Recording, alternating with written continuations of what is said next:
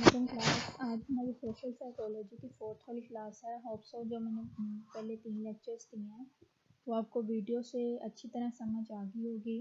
आज जो आपकी आउटलाइन है उसमें जो आपका सेकंड वाला यूनिट है ह्यूमन बिहेवियर एंड पर्सनैलिटी, उसका जो सी वाला पार्ट है man as a psycho social unit, ये हमारा टॉपिक है। लास्ट वाली क्लास में हमने ह्यूमन बिहेवियर के साइकोलॉजिकल, सोशल और बायोलॉजिकल फैक्टर्स पढ़े थे, डायनेमिक्स पढ़ी थी कि ये कैसे ह्यूमन बिहेवियर को चेंज करता है। तो आज हमने इंसान को एज अ बायोलॉजिकल, साइकोलॉजिकल और सोशल यूनिट के तौर पर पढ़ना है। सबसे पहले बायोलॉजिकल यूनिट देख लेते हैं। यहाँ पे बताया जा रहा है कि जो ह्यूमन बिहेवियर है उनके जो प्राइमेट्स हैं वो बिलोंग करते हैं मैमलियन के स्पीशीज़ के साथ, जिसको हम ऐसा लेते हैं कि इंसान को एक समझदार इंसान के तौर पर जाना जाता है। एक ऐसे इंसान को ऐसे मैमल के तौर पर लिया जाता है कि जो कि रीज़न की तलाश करता है कि कोई भी बिहेवियर है, कोई भी इंसिडेंट है, उसकी रीज़न क्या है, जानने वाला इंसान। नेक्स्ट बताया जा रहा है कि जो ह्यूमंस हैं उनका जो ब्रेन होता है वो हाईली डेवलप्ड होता है। वो इस काबिल होता है कि जो हमारे पास एब्स्ट्रैक्ट रीजनिंग है, जो हमारे पास रीज़न है कि हर इंसिडेंट के रीज़न क्या है, लैंग्वेज क्या है, इंट्रोस्पेक्शन क्या है, इस सब को समझ सके और आगे इस पर रिसर्च कर सके। तो ह्यूमन बिहेवियर को एज अ हम वॉइस मैन के तौर पे या जानने वाले इंसान के तौर पे समझते हैं। नेक्स्ट आपको ये लूप्स बताई जा रही हैं ब्रेन की। इसमें बायोलॉजिकल में लूप्स का इसलिए बताया जा रहा है क्योंकि ये जो लूप्स हैं ये जो हम फंक्शन परफॉर्म करते हैं, जैसे सोचना, रिसर्च करना, समझना, बोलना और हमारे जो वर्ड्स होते हैं, इनमें इन लूप्स का बहुत अहम किरदार है। यहाँ पे आपको बताया जा रहा है फ्रंटल लूब होती है हमारे पास ऊपर ब्लू कलर में जो आपको नज़र आ रही है, नीचे टेम्पोरल लूब है, इसके ऊपर येलो वाली पे पैरिटियल लूब है और लास्ट पे जो आपको साइड पे नज़र आ रही है पिंक कलर में, इसे हम ऑक्सीपिटल लूब कहते हैं। आगे इसके फंक्शन देख लेते हैं कि इन लूब्स के फंक्शन क्या हैं। फ्रंटल लूब का बताया जा रहा है कि ये इसका लिंक होता है रीजनिंग के साथ, प्लानिंग के साथ, पार्ट ऑफ स्पीच के साथ, मूवमेंट के साथ, इमोशंस और प्रॉब्लम सॉल्विंग के साथ। मतलब जो फ्रंटल लूब होती है, अगर हमने इन फॉलोइंग कामों में से कोई काम करना हो तो सबसे पहले हमारे दिमाग के पास ये मैसेज पहुंचता है कि हमने रीजनिंग तलाश करनी है, हमने प्लानिंग करनी है, या हमने कोई मसले का हल निकालना है। तो आगे से वहाँ पे फंक्शन हमारी सारी बॉडी में जाता है कि हमने ये काम करना है, तो फिर इंसान की बॉडी उसी के मुताबिक रिएक्ट करती है। तो जो फ्रंटल लूब है वो planning, part of speech, movements, emotions और प्रॉब्लम सॉल्विंग के साथ एसोसिएट होती है। जो पैरिटियल लूब होती है वो एसोसिएट होती है आपकी मूवमेंट के साथ, ओरिएंटेशन के साथ, रिकॉग्निशन के साथ, परसेप्शन ऑफ स्टिमुलाई। अब हम किसी भी काम का जो रिस्पॉन्स करते हैं, जो हमने रिस्पॉन्स देना होता है, उसकी रिकॉग्निशन, परसेप्शन और उसकी जो ओरिएंटेशन है वो इस लूप के साथ लिंक है। थर्ड पे आपको ऑक्सीपिटल लूप का बताया जा रहा है कि ये हमारी जो लूप होती है ये इसका लिंक होता है हमारे देखने वाले कामों के साथ कि हम क्या देख रहे हैं, उसका हमने रिस्पॉन्स कैसे देना है और जो हम देख रहे हैं उसका हम पे इन्फ्लुएंस क्या हो रहा है। लास्ट पे टेम्पोरल लूप का बताया गया है। इस लूप का जो एसोसिएशन है वो आपके परसेप्शन, रिकॉग्निशन के साथ है, ऑडिटरी स्टिमुलाई के मेमोरी के साथ और स्पीच के साथ, कि जो हमने सुनना है उसके मुताबिक हमने क्या रिस्पॉन्स देना है, हमारी मेमोरी कैसे डेवलप हो रही है और स्पीच हम कैसे बोल रहे हैं और हमने क्या बोलना है। टेम्पोरल लोब इसके साथ एसोसिएट करती है। नेक्स्ट आपको साइकोलॉजिकल बीइंग के तौर पे बताया गया कि इंसान का साइकोलॉजिकल बीइंग क्या पार्ट होता है इंसान के साइकोलॉजिकल एलिमेंट का। The human brain perceive the external world through the senses and each individual human is influenced greatly by his or her experience। ये आपको बताया जा रहा है कि जो इंसान है वो दुनिया को एक्सपीरियंस करता है अपनी सेंसेस के साथ। अब इन सेंसेस में हमारी सुनने के लिए कान है, देखने के लिए आँखें हैं, टेस्ट चेक करने के लिए टंग है। तो इन्हीं सेंसेस के साथ हम दुनिया को एक्सपीरियंस करते हैं और ये एक्सपीरियंस हर किसी से डिफरेंट होता है क्योंकि हम इंडिविजुअल एज अ अलग अलग माइंड रखते हैं, अलग अलग हमारा टेस्ट है, अलग अलग तरह से हम बातों को परसीव करते हैं। इसमें आगे बताया जा रहा है कि हमारे सब्जेक्टिव व्यू होते हैं एग्जिस्टेंस के और टाइम के साथ साथ ये बदलते भी रहते हैं। जो ह्यूमन होते हैं उनको ये कहा जाता है कि इनमें कॉन्शियसनेस होती है, सेल्फ अवेयरनेस होता है, माइंड होता है जो हमारे क्या करता है, हमारे रफली कोरिस्पॉन्ड करता है ताकि हम जो हमारे मेंटल प्रोसेस हो रहा है थॉट का उसके साथ लिंक कर सकें। तो जो ह्यूमन बिहेवियर है उसका बताया जा रहा है कि हमारे अंदर सेल्फ कॉन्शियसनेस भी होती है, अवेयरनेस भी होती है और ये कैसे होती है, हमारी सेंसेस हमारी इस कॉन्शियसनेस में और अवेयरनेस में मदद करती है। ये कहा जाता है कि ये जो इंसान के अंदर क्वालिटीज़ हैं, ये जो हमारी सेंसेस हैं, ये हमें सेल्फ अवेयर करवाती हैं कि हमने क्या काम कैसे गलत किया, हमारी किधर गलती थी, हम किधर अपने आप को इम्प्रूव कर सकते हैं। फिर ये बताया जा रहा है कि इंसान में ये एबिलिटी होती है कि वो रिलेशनशिप को जो एक इंसान का अपने इन्वायरमेंट के साथ होता है उसको परसीव कर सके कि मेरे सोशल इन्वायरमेंट के साथ मेरा क्या लिंक है, फिजिकल इन्वायरमेंट के साथ क्या लिंक है और कैसे मैं इसको बेहतर कर सकता हूँ। जो इंसान का माइंड होता है वो हमारे जो आउटर एक्सपीरियंस होते हैं उसके मुताबिक कंस्ट्रक्ट करता है, ये कहा जाता है। लेकिन जो इंसान का माइंड है वो इन्फ्लुएंस होता है आपके आउटवर्ड जो इन्वायरमेंट होता है उससे। यहाँ पे ये कहा जा रहा है कि ये एक डिबेट है कि जो बाहर का इन्वायरमेंट होता है वो हमारे माइंड को कंस्ट्रक्ट करता है या जो बाहर का इन्वायरमेंट है उसी के मुताबिक हमारा ब्रेन जो है वो बिहेव करवाता है हमसे। ये बात बताई दी है। इसकी डेफिनेशन और वैलिडिटी के लिहाज से ये दोनों तरह से ठीक है कि जो इन्वायरमेंट है और जो हमारा माइंड है वो एक दूसरे पे इन्फ्लुएंस रखते हैं। हमारा माइंड का इन्फ्लुएंस होता है बाहर के इन्वायरमेंट पे और इन्वायरमेंट का इन्फ्लुएंस होता है हमारे अपने माइंड पे। नेक्स्ट आपको डेनिट की ये इधर बताई जा रही है कि वो कैसे इंसान को एज ए साइकोलॉजिकल बीइंग के तौर पे लेते हैं। इन्होंने ये कहा था कि जो इंसान का माइंड है ये एक नरेटिव सेंटर है, ये एक बयान करने वाला है। हमने कोई काम करना हो, हमने कोई रिस्पॉन्स करना हो, हमारा कोई एक्शन प्ले होना हो तो ये सारा जो माइंड है बॉडी की तरफ ये मैसेज भेजता है कि हमने अब ये काम करना है।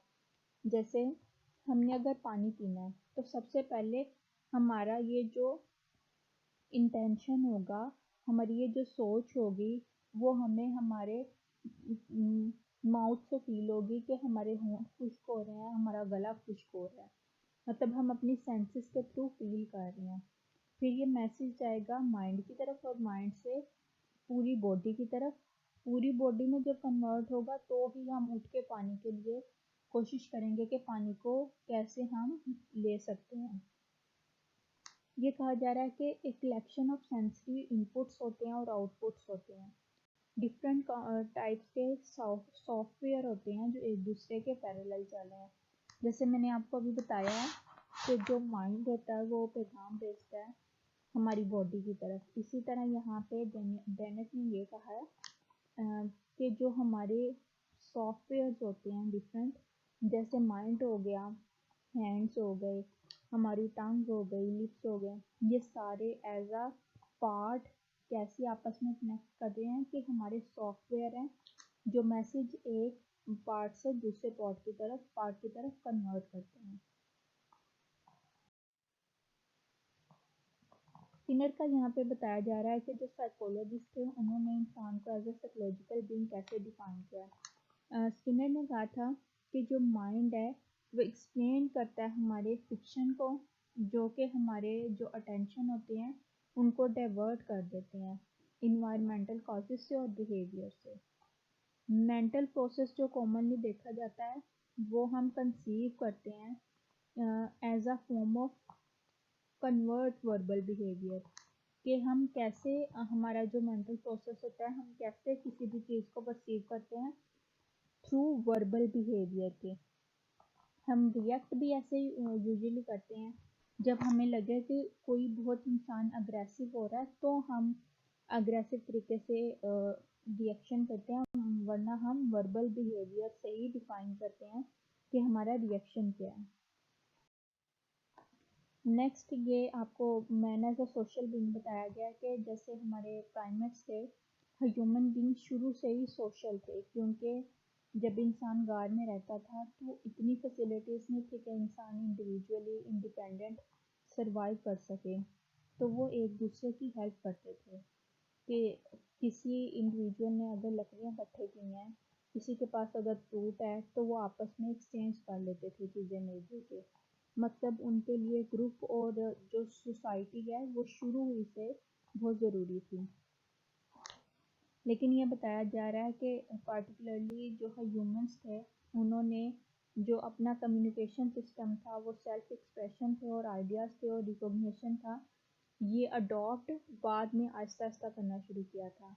Humans create complex social structure composed of cooperating and competing groups, ranging in a scale from small families and partnership to species-wide political, scientific and economic union। ये बताया जा रहा है कि जो ह्यूमंस हैं, उन्होंने अपना जो सोशल स्ट्रक्चर है उसको कम्प्लेक्स बना दिया है। ये किधर से शुरू होता है? ये स्मॉल फैमिली से शुरू होता है। सबसे पहले फैमिली बनती है, उसके बाद पार्टनरशिप, मतलब जब दो इंसान आपस में मिलते हैं तो वो मिलके फैमिली बनाते हैं। फिर उसके बाद political system, religious system, scientific, economic, ये सारी चीज़ें, सारे इंस्टीट्यूशंस बाद में आते हैं। सबसे पहले फैमिली एग्जिस्ट करती है। फैमिली का एग्जिस्टेंस बाकी सारे इंस्टीट्यूशंस के लिए ज़रूरी है। Sorry. Social interaction between humans have also established an extremely wide variety of tradition, rituals, ethics, values, social norms। ये यहाँ पे ये बताया जा रहा है कि जब इंसान ने आपस में इंटरेक्शन शुरू करना शुरू किया तो फिर उसी से एक बड़ी वैरायटी में ट्रेडिशन, रिचुअल्स, एथिक्स, नॉर्म्स और वैल्यूज डेवलप हुए। Humans also have a marked appreciation for beauty and aesthetic, which combined with the human desire for self-expression। Self expression के लिए ह्यूमन ने क्या डेवलप कर लिया? ब्यूटी और एस्थेटिक्स को। has led a cultural innovation such as art, literature and music। फिर ये बताया जा रहा है कि इसी ब्यूटी और एस्थेटिक सेंस से इंसान का जो आर्ट है, जो कल्चरल इनोवेशन है, जैसे म्यूज़िक हो गया, लिटरेचर हो गया, आर्ट हो गया, वो इंसान ने उसकी तरफ फोकस करना शुरू कर दिया। Man's need, feeling and desire cause him to act for his own benefit and without regard to the need and wishes of others। यहाँ पे इंडिविजुअल के सेल्फ की बात होती है कि जो इंसान का सेल्फ होता है वो इंसान को मजबूर कर देता है कि वो अपने बेनिफिट के लिए सोचे। वैसे तो इंसान के पास बहुत से मीन्स होते हैं जो वो अपनी नीड्स को पूरा करने के लिए फुलफिल करता है। यहाँ पे बताया जा रहा है कि इंसान जो है ट्रांसपोर्ट यूज़ करता है किसी दूसरी जगह पहुँच जाने के लिए। He use the leaves, stems and fruits of plants and trees. बताया जा रहा है कि कैसे इंसान अपनी खुराक को पूरा करने के लिए, डिज़ायर के लिए फ्रूट और प्लांट्स को यूज़ करता है, एनिमल्स को यूज़ करता है प्रोडक्ट्स के लिए, मीट के लिए। यहाँ पे ये इंसान की बताया जा रहा है कि किस किस तरह से वो एनिमल्स को, प्लांट्स को, इन दूसरे इन्वायरमेंट के फैक्टर्स हैं उनको इन्वॉल्व करता है अपनी नीड्स को फुलफिल करने के लिए। Man cooperates with the social nexus and gives a certain measure of his own effort to fulfill the need of others. In return, he benefits from the effort of others in order to fulfill his own needs। Sorry, पहले आपको बताया जा रहा है कि इंसान कैसे अपने बेनिफिट्स के लिए काम कर रहा है। यहाँ पे आपको ये कंसेप्ट दिया जा रहा है कि वो कोऑपरेट कैसे करता है सोशल ह्यूमन बींग्स के साथ ताकि वो अपनी ज़रूरियात को फुलफ़िल कर सके। नेक्स्ट बताया जा रहा है कि इंसान की जो नेचर में है वो अपनी ज़रूरियात को पूरा करने और कैसे वो प्रोसेस में अपने आप को इंक्लूड करता है ताकि वो एडवांटेज ले सके, अपनी ज़रूरियात को पूरी कर सके। It is only in case of necessity and helplessness that he lend a hand to cooperate with society। कह रहा है ये उसकी ज़रूरत, सोसाइटी ने एक ज़रूरत बना दिया इंसान को कि वो मिलजुल के रहे, इंसान अकेला नहीं रह सकता। लास्ट पे ये आपको थीम बताया गया है कि समरी क्या है इस टॉपिक की। In the development of a human beings, all three factors are very important, like the topic man as psychological, biological, and social unit. These three factors go parallel to each other। अब इंसान को एक human being बनाने के लिए ये तीनों fields ही अपना अपना इम्पोर्टेंट रोल प्ले करती हैं। Man is incomplete even if one of the above mention factor is missing. कि अगर हम साइकोलॉजिकल को छोड़ दें तो भी इंसान इनकम्प्लीट है, बायोलॉजिकल को छोड़ दें तो भी और सोशल को छोड़ दें तो भी। Biological factors include the inherited characters that help in the development of a human being। जो बायोलॉजिकल फैक्टर्स होते हैं वो इंसान को उसके जो इनहेरिटेड होते हैं, उसके जो माँ बाप की तरफ से जो फैक्टर्स आ रहे हैं वो ट्रांसफ़र करने में मदद करता है।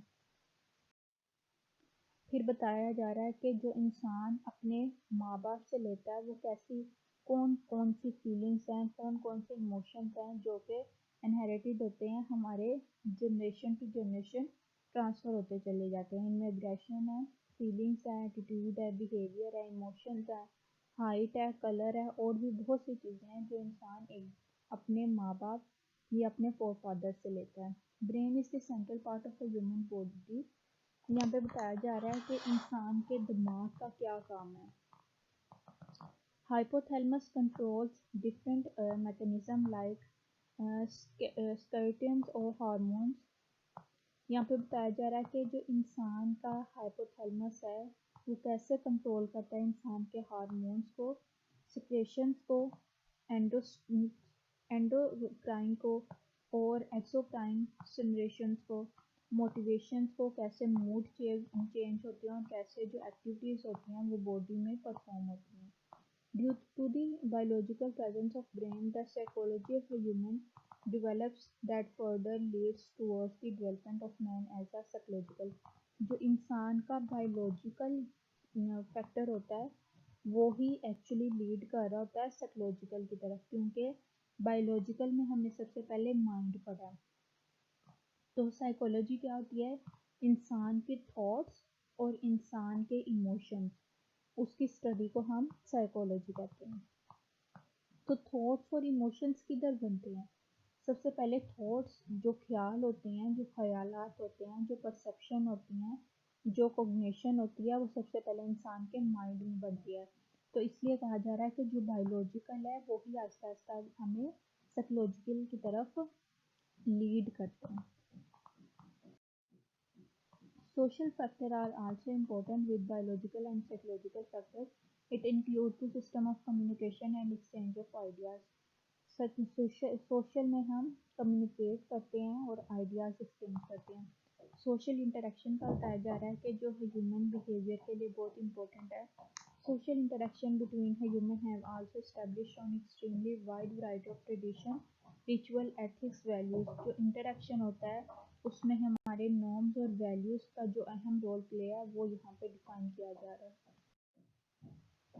कंक्लूजन एंड पे दिया गया है कि इंसान की जो पर्सनैलिटी है वो बेसिकली इन तीनों से मिलके बनी हुई है। ये एक दूसरे के साथ चलें तो ही एक इंसान पूरा डेवलप हो सकता है। इन तीनों में से कोई एक भी स्किप कर दें तो ये इंसान का जो फिनोमिना ये अकर नहीं हो सकता। तो ये तीनों बायो, साइकोलॉजिकल और सोशल, ये तीनों ही इंसान के लिए बहुत ज़रूरी है। सबसे पहले बायोलॉजिकल की इसलिए बात की गई है कि इंसान की फिजिकल अपीयरेंस होगी तो उसमें साइकोलॉजिकल और सोशल आएगी। इंसान का माइंड है तो थॉट्स की वजह से वो साइकोलॉजिकल की तरफ जाता है और थॉट्स और कॉग्निशन आती है तो ही इंसान कम्युनिकेशन की तरफ बढ़ता है। तो ये तीनों जो फैक्टर्स हैं ये एक्चुअली एक दूसरे को लीड करते हैं।